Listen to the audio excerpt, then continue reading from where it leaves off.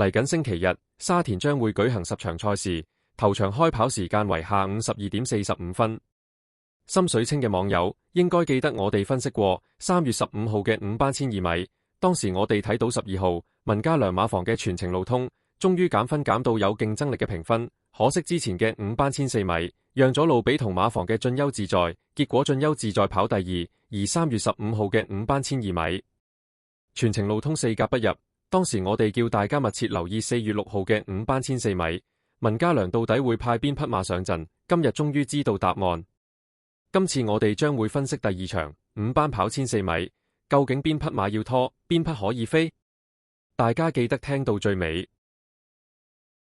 第2場5班跑1004米，1號文明福星練馬師大衛希斯嘅馬，值得重視。賽前揾埋艾道拿幫手試，今次排咗個2檔，唔會揾唔到遮擋，要揀佢先。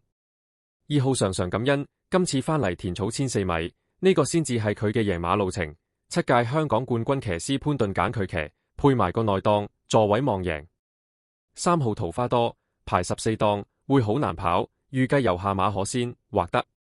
4號勁爽練馬師丁冠豪嘅馬，佢自己都唔知道自己啲馬邊場得邊場唔得。我哋 DWQ 賽馬頻道係唔會貼佢嘅馬，大家同佢有緣就揀佢。5號帝豪歡星去咗由達榮馬房之後，專攻5班1004米，加完分之後，今次要孭131磅，好彩俾翻個1檔佢，呢場仍然有3甲機會。6號富裕君子呢匹馬發過燒之後，休息咗1個星期，而家隔咗3個月先出翻嚟，冇把握搏殺或得。7號進優自在上場搏輸俾帝豪歡星，今次文家良馬房嘅全程路通，再次讓路俾佢跑，擺明想保中，可作2重彩膽。8號快馬加鞭5班泥地仲未有賽程，出嚟跑下減下分先或得。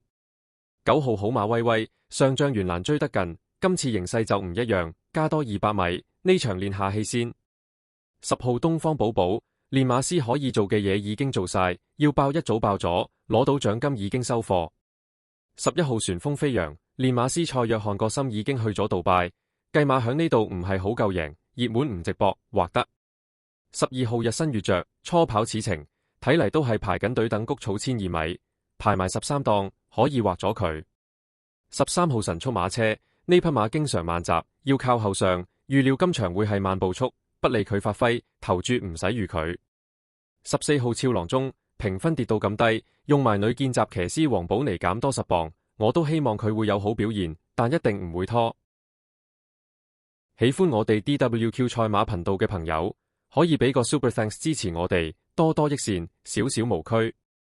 多謝收聽，請訂閱、分享、讚好及留言。